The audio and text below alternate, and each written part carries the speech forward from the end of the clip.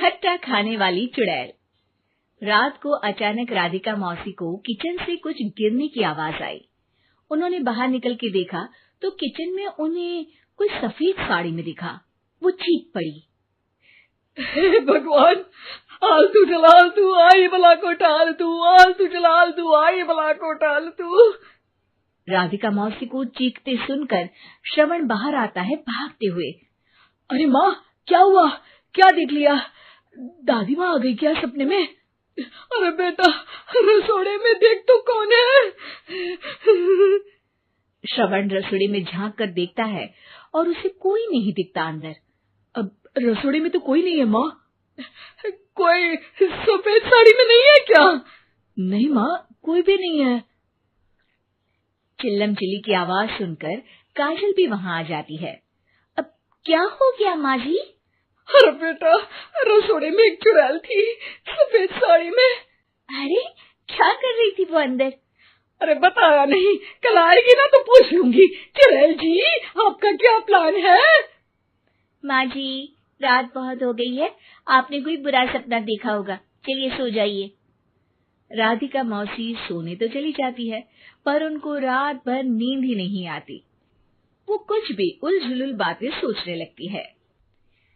कहीं चुड़ैल की वजह से तो घर में टेंशन नहीं हो रहा, कहीं उसी की वजह से तो वो दादी नहीं बन पा रही। सुबह जब राधिका मौसी रसोड़े में छानबीन करती है तो पाती है कि नींबू का अचार गायब है।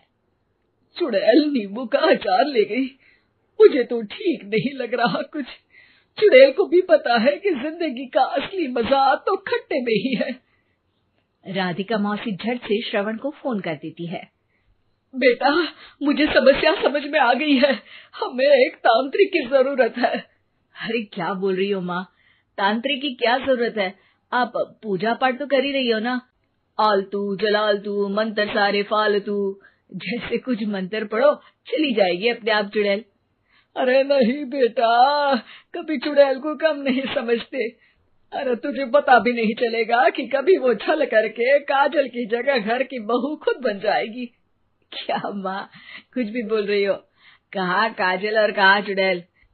वैसे एक बात बताओ, काजल को अगर गाने के लिए बोल देना तो चुड़ैल काजल की आवाज सुनकर घर तो क्या धरती लोग छोड़कर चली जाएगी। तुम ना पढ़े लिखे बच्चे हर चीज को मजाक समझते हो। तुम रहने दो, मैं खुद ही तांत्रिक को बुला लेती हूँ। अच्छा सुन, शाम को इमली लेके आना। क्या है कि चटनी खाए बहुत दिन हो गए है ना? नहीं माँ, इमली तांत्रिक से ही मंगवा लो ना, आटा वगैरह भी उसी से पिसवा लेना। देखो मुझे काम करना है। श्रवण रात को कई तरह की सब्जियों के साथ माँ के कहने पे चटनी के लिए इमली भी ले आया था, लेकिन राधिका मौसी के दिमाग में अलग ही फिल्म चल रही थी।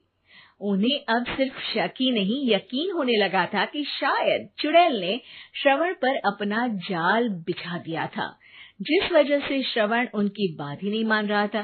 पर कोई नहीं, आने वाली रात में राधिका मौसी खुद तैयार हो गई चुड़ैल को पकड़ने के लिए।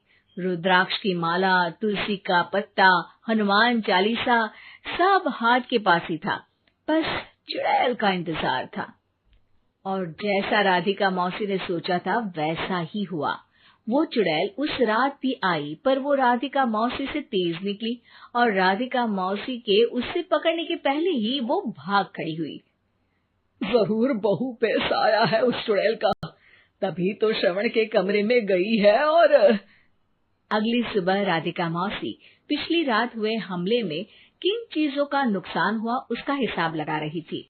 उनके खेमे से एक आम के अचार की शीशी भी गायब हो चुकी थी, और वो इमली भी जो कल श्रवण लेकर आया था।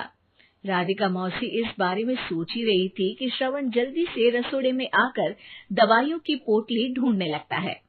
अरे बेटा, क्या हो गया? अब माँ, वो काजल की तबीयत खराब है, बहुत घबराहट हो रही है उसे। हे भगवान, मैंने पहले ही कहा था कि तांत्रिक को बुला लेते हैं, पर नहीं, अब देखो उस चुड़ैल ने काजल को अपने वश में करना शुरू भी कर दिया है। हालांकि श्रवण भूतों में विश्वास नहीं करता था, पर अब वो भी डर जाता है। और राजी हो जाता है एक तांत्रिक को बुलाने के लिए। कुछ ही घंटों में तांत्रिक आ जाते हैं और राधिका मौसी तांत्रिक जी को सब बता देती है।